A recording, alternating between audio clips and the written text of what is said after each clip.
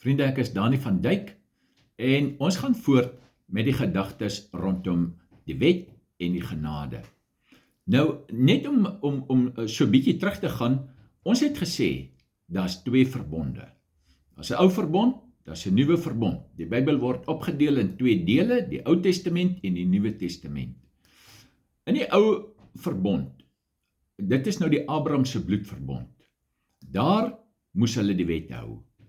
In die nuwe verbond, daar kom Jesus en nou word ons gered in Jesus en ons staan nou onder 'n nuwe wet, die wet van die lewe in die gees, sê die Bybel vir ons.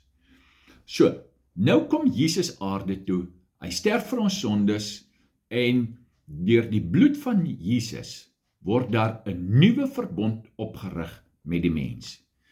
Die ou verbond het jy deel van geword as jy besny is. Johannes 3 sê vir ons, jy word deel van die nuwe verbond deur die wedergeboorte.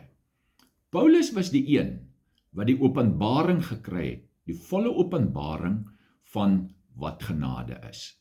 Nou sien ons die Bybel sê vir ons, Paulus was die een wat na die heidene toe gaan, Petrus was die een wat na die Jode toe gegaan het. En Paulus gaan dan, hy stig hierdie Nuwe Testamentiese gemeentes en hy verkondig vir hulle, wat is die nuwe lewe, die nuwe verbond, die lewe in die nuwe verbond. Wat dan telkens gebeur het, is, die Jode uit die besnydenis, soos hulle dit genoem het, kom dan by hierdie Nuwe Testamentiese gemeentes. Hulle sê vir hulle, goed, dis nou wonderlik dat julle tot bekering gekom het, maar nou moet julle hierdie wet en alle wette en die besnydenis en die feeste en al hierdie dinge onderhou. En daar kom toe geweldige wrywing tussen hierdie twee. Dit was die Nuwe Testamentiese kerk se probleem.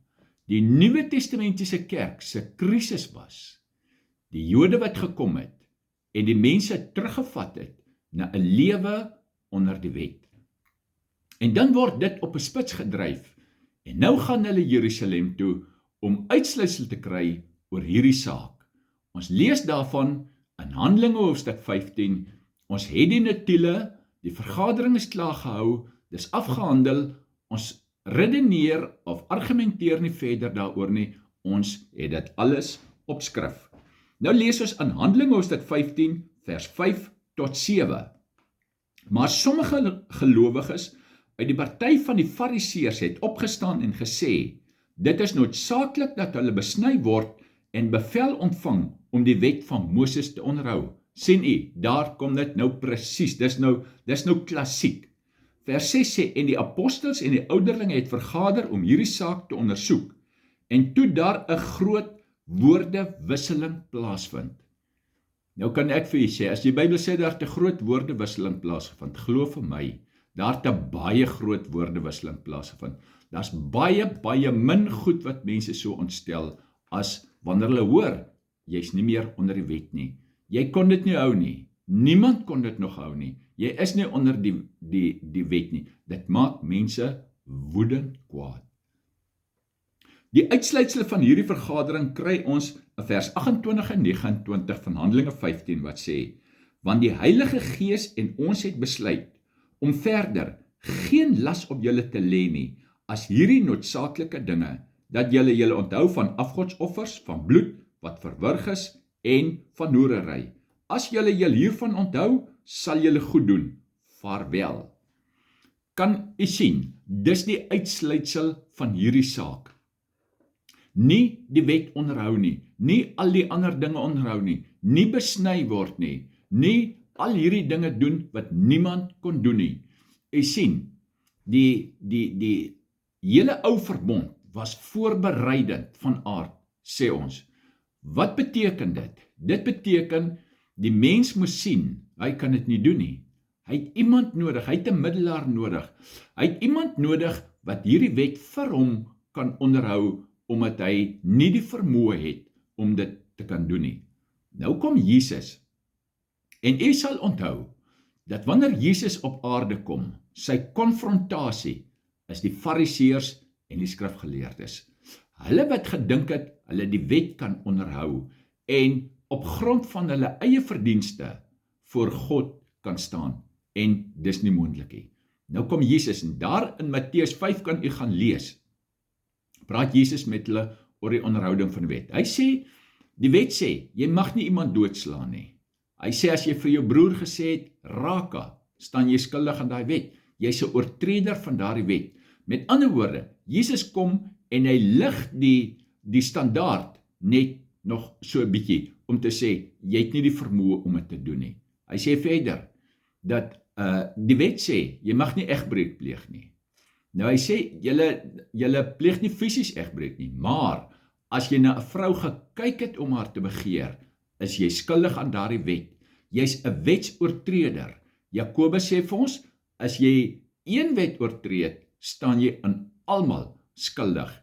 So, dis net nie 'n manier, dis nie geen kans dat enige iemand voor God kan staan met sy eie onderhouding van die wet nie. As ons nou verder gaan en ons kom daar by Galasiërs, ons gaan nou so stap vir stap deur die Bybel gaan, deur die Nuwe Testament, om hierdie saak klinkklaar, dat daar in niemand se gemoed geen twyfel daaroor kan wees, dat ons nie onder die wet is nie, maar wat is die nuwe lewe dan? Wat is die nuwe lewe in die nuwe verbond, dat ons die uitsluitsel daaroor kan kry? Galasiërs sê, jy hou die wet in die vlees. Die wet is God se absolute standaard. Die wet is nie sondig nie, daar's niks verkeerd met die wet nie, dis God se standaard.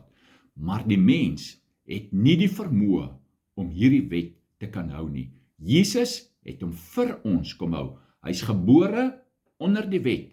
Hy het aan die vloekhout gehang vir ons. Hy het ons vloek op hom geneem, sodat ons die seën kan kry, sodat ons die guns van God kan kry in die verdienste van Christus. Dis ons lewe, sodat hy binne in ons kan kom woning maak. En ek vertrou dat die Here deur sy wonderbare Heilige Gees vir elke een die openbaring sal gee. Dit moet vir ons as 'n openbaring kom, dat ek nie onder die wet is nie, want ek kan die wet nie hou nie. Ek is vrygekoop deur Christus, onder die wet uit, onder die vloek van die wet. Ons gaan later vorentoe verduidelik wat beteken die vloek van die wet. Hoe is dit moontlik dat iets wat van God is, 'n vloek kan wees? Ons gaan daarby uitkom. Maar ons is losgekoop daarvan. Ons is vrygemaak. Ons is onder 'n nuwe wet. Ons is in 'n nuwe lewe. Ons is onder 'n nuwe heerskappy. Ons het 'n nuwe Vader. Ons het 'n nuwe lewe. Ons het in 'n nuwe lewe opgestaan. Ons het met Christus gesterwe. Ons is in Christus begrawe. Ons het met hom opgestaan uit die dood in 'n nuwe lewe, opgevaar en sit in die hemel, aan die regterhand van die Vader, in Christus Jesus, met die bloed van Christus, met die volle guns van Christus voor die Vader. En ons vertrou dat die Here Jesus dit aan elke hart kom tuisbring, dit vir ons openbaar maak, want onder die wet staan ek in veroordeling. Ek staan op een van twee plekke, of onder veroordeling of selfregverdiging. Onder veroordeling, waar ek besef, ek kan dit nie doen nie, ek probeer, maar ek het nie die vermoë, kan dit nie doen nie. Selfregverdiging, waar ek sê, ek doen dit, ek hou die wet, ek doen dit. Niemand anders kon dit doen nie, maar ek doen dit.